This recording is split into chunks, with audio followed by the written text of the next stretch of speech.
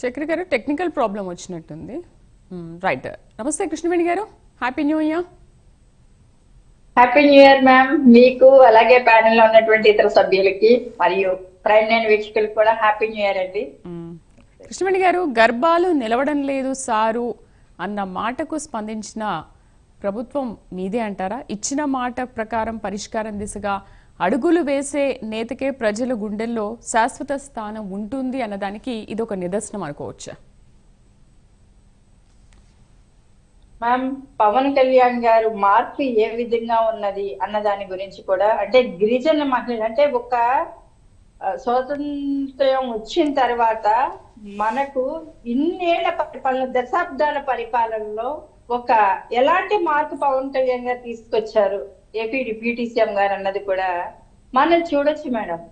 ఇక్కడ ఎక్కడ కూడా ఒక మహిళ, గిరిజన మహిళ అడిగినటువంటి సార్, ఒక మాతృత్వాన్ని కోరుకునేటువంటి వ్యక్తులు గర్భాలు నిలవడం లేదు సార్, అదే ఒక జన్యుపరంగా వచ్చేటువంటి ఒక సమస్యకి, ఎనిమియా అనేటువంటి బ్లడ్ కి సంబంధించినటువంటి ఒక సమస్యకి ఈ రోజు అంటే పరిపాలన అంటే ఫైళ్లు కదిలించడం కాదు, మానవత్వంతో స్పందించడం, మనుషులను పట్టించుకోవడం అనే దిశగా పవన్ కళ్యాణ్ గారు ఆలోచించడం మేడం.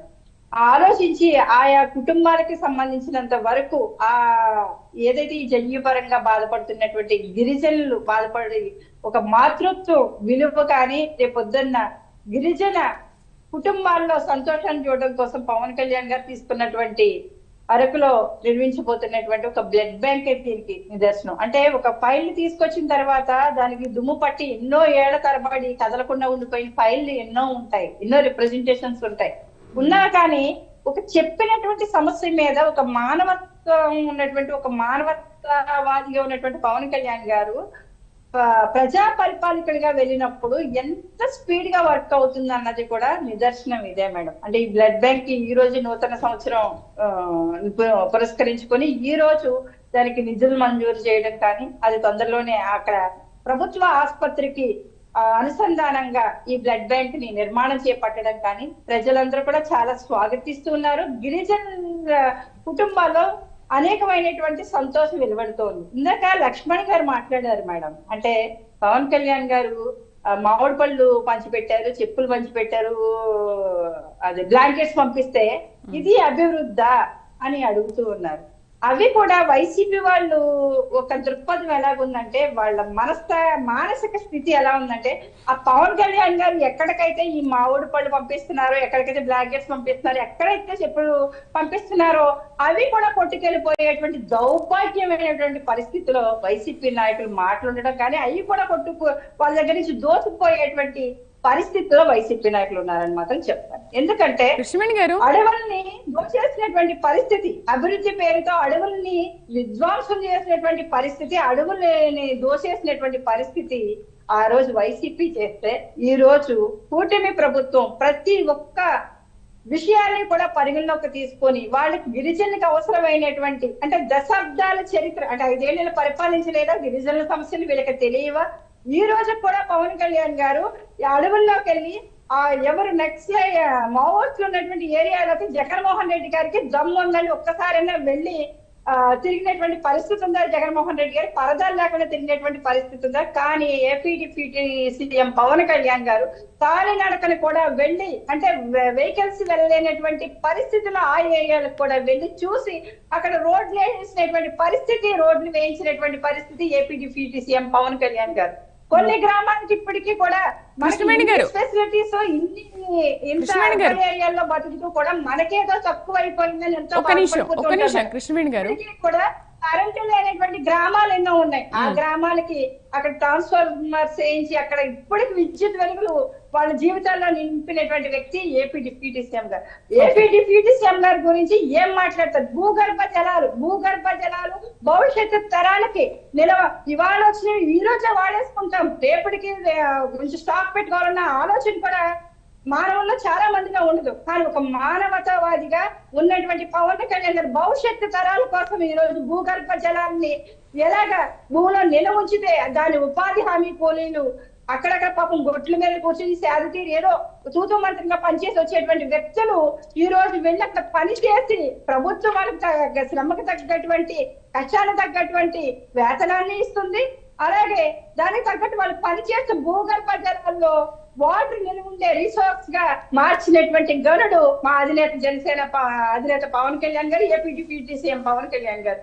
అభివృద్ధి పేరుతో విధ్వంసం సృష్టించేటువంటి ఈ వైసీపీ నాయకులు మా కూటమి ప్రభుత్వం గురించి కానీ మా AP deputy CM Pawan Kalyan గారి గురించి మాట్లాడేటువంటి అర్హత లేనటువంటి వ్యక్తులు మేడం. రేగాడి లక్ష్మణరావు గారు కూడా బ్రదరు తెలిసిన వ్యక్తే. కానీ మీరు ఒకసారి ఆలోచించండి, మీరు మాట్లాడుతున్నాము ఒక పార్టీ నుంచి మాట్లాడుతున్నాము, ఒక పార్టీకి రిప్రజెంటేటివ్ గా మాట్లాడుతున్నాము అంటే మీరు చూస్తున్నటువంటి అభివృద్ధి అంటే ఇన్ని పార్టీలు వచ్చాయి, ఇన్ని సార్లు పరిపాలనలో ఉంది, కానీ ఏపీ డిప్యూటీ సీఎం గారు చేసినటువంటి గ్రామాల్లో అభివృద్ధి జరిగిందా ఇప్పటి వరకు? మీకు మీరు క్వశ్చన్ వేసుకున్న తర్వాత మా అధినేత పవన్ కళ్యాణ్ గారిని విమర్శించండి, దానికి మేము సమాధానం చెప్తాం.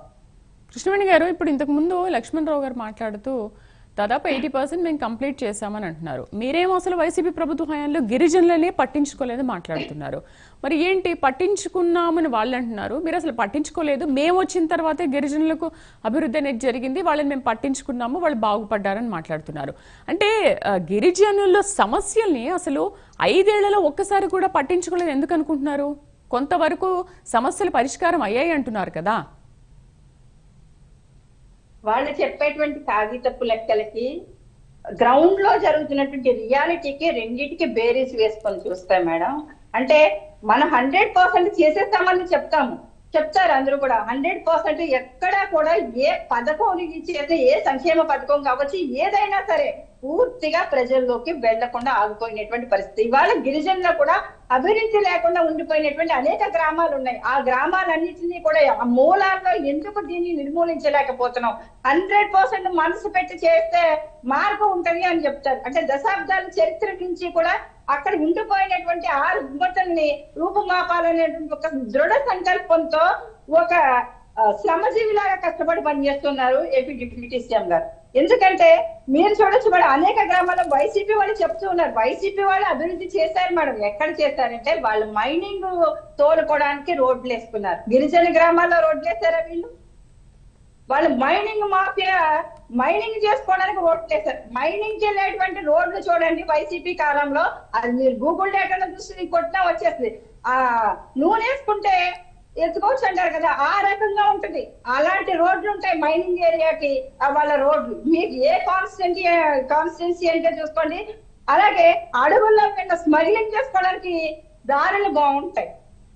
అక్కడ గిరిజనులు కూడా ఖాళీ చేసేసేసి వాళ్ళు ఎక్కడో నెట్టేసినటువంటి పరిస్థితి. కొంతవరకు అయితే రోడ్డు సౌకర్యాన్ని కల్పించారు కదా ఈ 5 ఏళ్లలో. 2605 నుండి 3782 వరకు రోడ్ల సౌకర్యాన్ని అయితే కొంతవరకు వాళ్ళ పాలనలో కొనసాగించారు. ఇంకా అప్పుడు పనులు కంప్లీట్ అవుతున్నాయి, కొనసాగుతున్నాయి. ఆ టైంలోనే ఇప్పుడు మీరు వచ్చారు కదా కూటమి ప్రభుత్వం.